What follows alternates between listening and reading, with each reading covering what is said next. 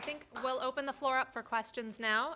It might be best if we all remain seated, just so that we're not constantly shuffling around to answer questions. So hopefully we'll all speak loud enough for you. But I think maybe we'll take 3 questions at a time, if that's all right. So would anybody like to ask a question? No questions? Yes, sir. Should I sit or stand up? Why don't you stand up and introduce yourself? My name is Alexander Lonchus, it's Global TV Georgia. I have a question for Dr. Welt and Ms. Delize. I'd just like to hear your opinion on the must-carry law. Must-carry law. Can you give a start? Yes. Or do you want 3 questions first? Yeah, first week back in session. Are there additional questions we can take in this section? Ms. Miriam? Miriam Lansfoy, NED. I'm actually also wondering, what do you expect from the elections? I mean, do you think that it's a foregone conclusion that people will go into the streets? And under what conditions would they go into the streets? What do you expect? What do you think a fair result might be? What do you hope for from the elections? A third question? All right, why don't we take those 2 questions for now? If you don't mind, can you use the mic on the table, please, for the camera? Sure. Thank you. Must-carry, I think I've already voiced my opinion. I think it's surprising that the Georgia government has implemented it.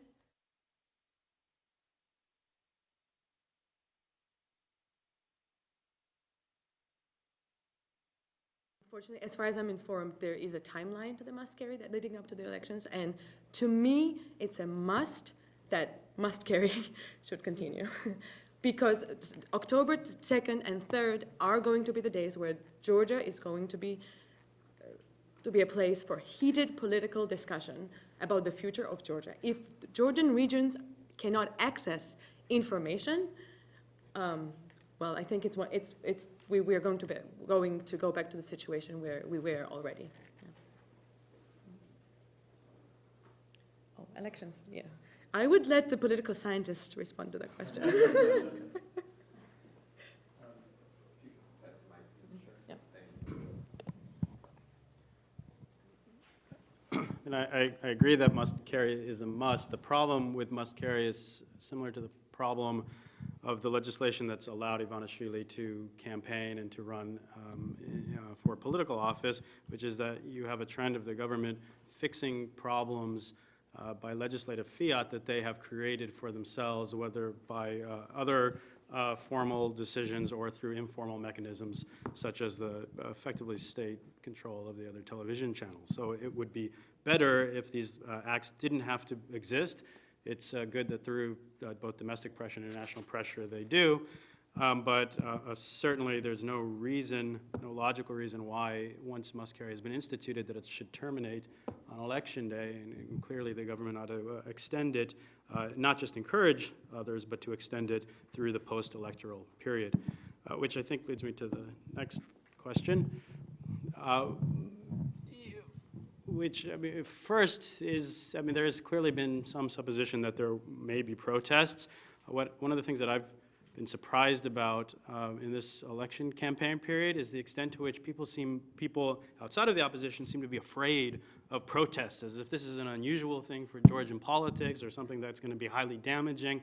Even some foreign diplomats, European diplomats, expressed concerns that the opposition was focused on protests. I frankly think that's ridiculous. If the opposition feels the need to protest after elections, then they should protest after elections. Of course, they should follow the rules, should be nonviolent, and one would expect and hope that the government also is as tolerant of post-electoral protests if they arise as they have been in the past. And they've also learned about how to manage protests. In terms of the process, I'm fairly optimistic, probably more than most, that that election day will be okay. I think a lot of the problems with the election process have already been put into place. Some of the things Anna was mentioning about people's fear of what would happen might encourage them to vote differently than they might otherwise, or not vote at all. But I think at the end of the day, there's still nothing preventing individuals from walking into the ballot box and casting the vote the way that they see fit. It would be very good. I agree for the government to once again emphasize the importance of the democratic vote and that none should be afraid of their vote and that it's a basic civil right that they respect. So I would hope for that as well.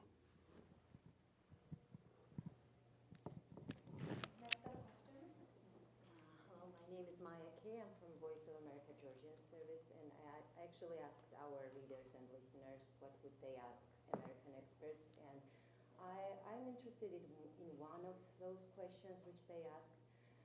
They are pretty skeptical to international monitors, and they say that no matter how flawed the election is and how many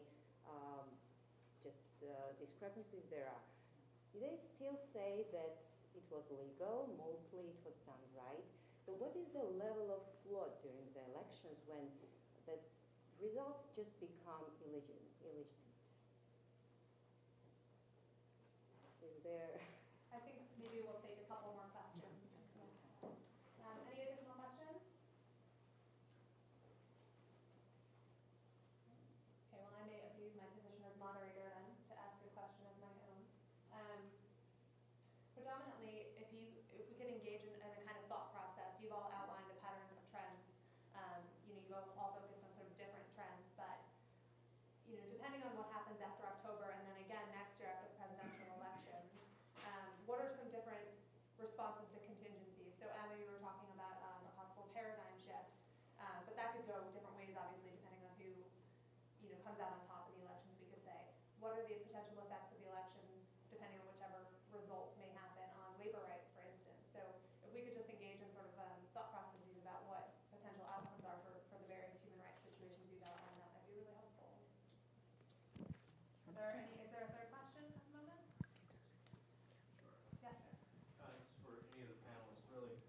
These civil rights abuses, if they continue and escalate and they're not watched or scrutinized closely, how does that affect the stability of the society in terms of a strategic partner for the West, as Georgia has been for the last few years?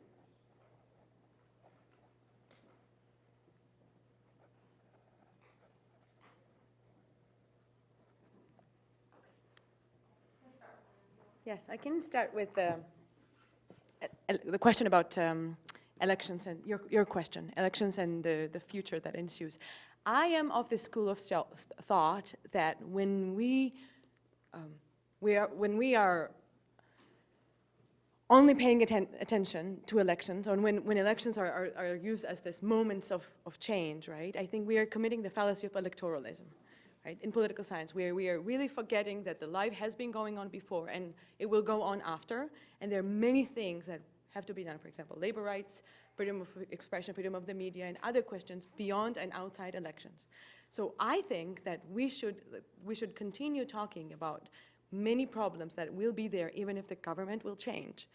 There are serious structural problems and challenges that any government in Georgia will face, and if we have resources to brainstorm and provide ideas in this sense, then we should be doing that besides the fact that we are facing elections on October 1st. And that's mine.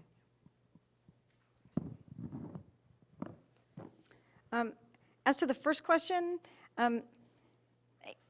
it's in terms of labor rights, it's really unknowable at this time what the potential outcomes of the election are. The current regime, as we've stated, workers have tried to work with that regime and get it to make some positive moves towards additional rights for workers. And so far, that has not led to anything constructive or anything positive. It's not clear that with a change of regime, things would be different, although it's not clear that with the change of regime, things would be the same. There's always hope that this current regime will change, that the U.S. government, perhaps through the GSP system, perhaps through other venues, will supply adequate pressure to make those changes that have been talked about and promised start coming to fruition. And that could take place no matter which party's in power, no matter who is president. We don't advocate anything in terms of international politics. We sort of let that play out, and we believe that workers should have rights no matter who's in charge of whatever country. In terms of the effective labor rights abuses on Georgia sort of as the future in terms of a strategic partner, I think, unfortunately, labor rights and human rights tend to take a back seat, historically toward that, well, this is a strategic partner, we'll try to deal with whatever the particular issue is in terms of labor rights and human rights, but in our experience, it really never comes to the fore. If you look at other strategic partners of the U.S., Bahrain is a strategic partner. There's an awful lot of human rights and labor rights abuses there that have not adequately been dealt with. If we look at China as a big economic partner and all of the labor and human rights problems there that aren't adequately dealt with, we think it's really unfortunate that what we think is the most important thing for human beings around the world is that they have the right to express themselves, act freely, associate freely, all of those things are often, put aside in terms of economic, political, defensive, strategic interests. Let me first address the question that you asked, which was a good one, is how can we decide if elections are illegitimate or not? It's always a difficult question. It's going to be difficult to judge how free and fair this election is, but it's not only international observers, right? I mean, Georgia has a good contingent of domestic observers. There are representatives of opposition parties and election commissions throughout the country, and taken together, there's going to be a wealth of information documenting possible violations throughout the country. So one test will be the extent to which those are reported, filed, and how the government responds, and whether they actually enact a judicial process to go through alleged violations. And the other thing that we're left with first is the public. There's been an array of public opinion polling, and so however it is that we come down on those public opinion polls, clearly there's going to be assessment or an expectation that the final number on the party list will somehow reflect, or at least not be lower than the results, at least in the case of the opposition, than are reflected on average across the public opinion polls. But that's imperfect, and it's dangerous to rely on opinion polls to a great degree. I don't know, and I don't know if anybody else knows, whether parallel vote tabulations are going to be put into play in this election. That's also been an important tool to assess the legitimacy of the election results.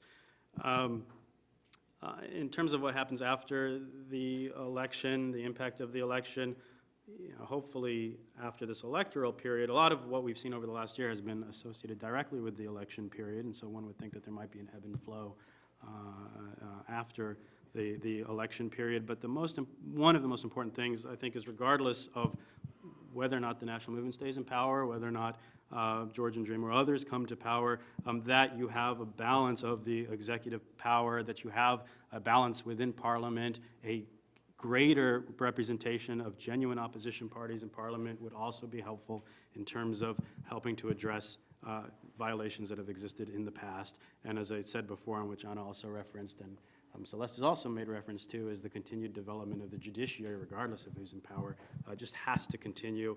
And what at least we've seen from the national movement is they tend to see state building as a series of different steps evolving over time. They tackle one area, then they tackle another one, then they tackle another one. They may find it that the judiciary comes up next. And then just briefly on the issue of the stability and how it affects Western Georgian relations. As long as the election, this parliamentary election is not really the focus of U.S. interest, right or wrong. The focus is on whether Saakashvili actually doesn't stay on as prime minister. Everybody's waiting here to decide what he's going to do. I think this is, I understand the reasons for it. I think it's somewhat misguided because the same array of problems will exist even if Saakashvili steps down from power. That doesn't mean that Georgia's passed the democratic test. There are lots of authoritarian, semi-authoritarian countries in post-Soviet space where they've had a handover of power. That doesn't mean it's become a democracy. So that's something important to consider as well. But that has been a sign of the direction that U.S.-Georgian relations would take in the future. More questions? We have time for a few more.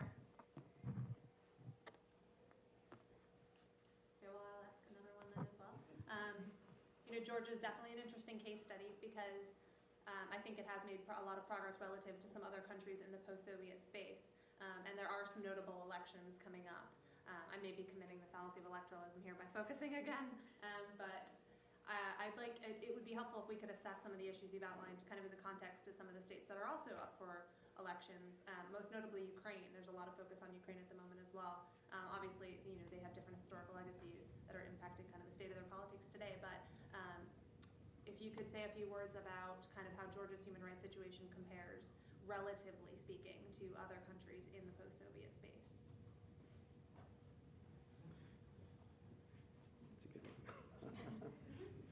I can compare to the only country to which I could compare Georgia more or less competently would be Uzbekistan, because I worked there, right? And so with the background of Uzbekistan, many things in Georgia look rosy, right? But there are many things which are similar, and one of the things, and it's not directly related to human rights, but one of the things that you come across if you want to research something about Georgia is lack of census.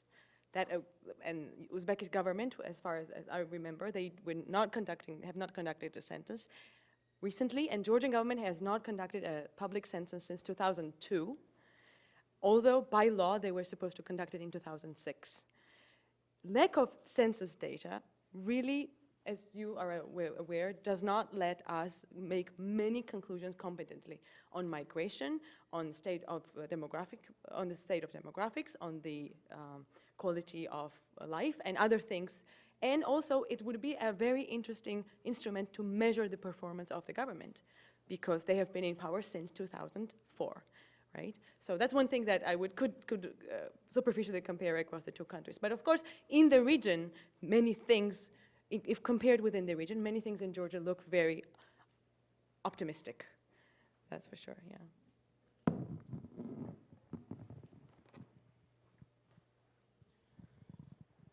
Yeah, it's better than Uzbekistan. In many respects, it's a lot better than Russia. The government doesn't go after opposition leaders. I find it difficult to imagine that some punk rocker performance artist would end up in jail for 2 years in Georgia. So by those comparisons, clearly Georgia is ahead in many respects. On the issue of Ukraine, I'd actually turn that question around a little bit, because some people again argue that, look, it's about choices and it's about about essentially two evils. Which one do you want to go with? And people will say, look, what's happened in Ukraine. This is the way full unbridled democracy leads us, and we see the problems that have developed in Ukraine through a process that resulted in the election of Yanukovych. And the government and many of its supporters suggest, we don't know what would happen if the opposition comes to power, and do you want to make the same mistakes that the Ukrainians have made? And my answer to that is, well, yeah. I mean, that's the people in Ukraine made their choice. This is a choice they've had to live with, and they will somehow rectify it over time. And we have no basis to know what governance would be like under an opposition, but that's up to the Georgian people to decide, and they live with the choices that they make. Yes, sir? Mike Wayhart from the State Department. I guess I'm supposed to just attend, sit quietly and observe, and then sort of slink away. But I will ask this question, since not too many people seem to be observing, offering the questions. And that is that, how closely are Armenia and Azerbaijan following events in Georgia? Do they feel that geographic proximity makes it important to them, or do they sort of feel that Georgia is culturally different and therefore it's not relevant to sort of developments in their own future?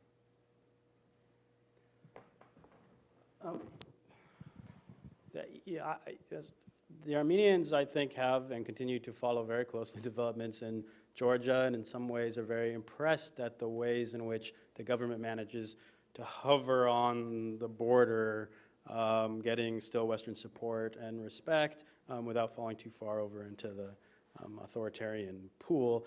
You've even seen signs of the way percentages have turned out and the ways in which governments have responded to protest and managed the election results that are very similar to the ways they've been in Georgia.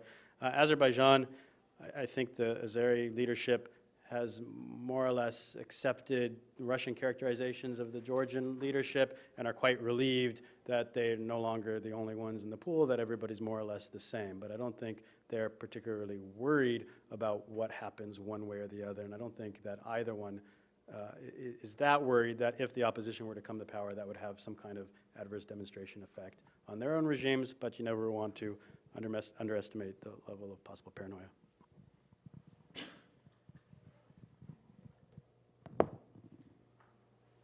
Are there any questions? Paul Carter, I'm also at the State Department. Question on the impact of the elections, good or bad, on the breakaway republic, South Ossetia and Abkhazia. What, will there be any impact?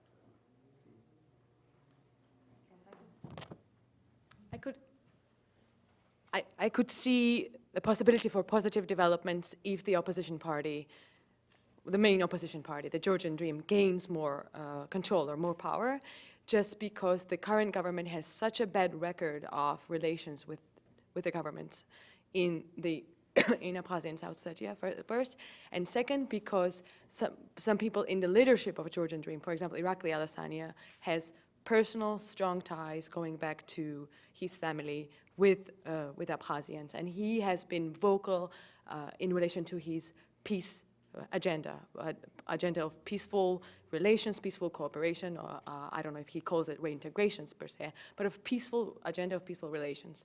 So in that sense, if the party gains more power, I could see at least stabilization of relations and maybe opening some venues of human or diplomatic dialogue.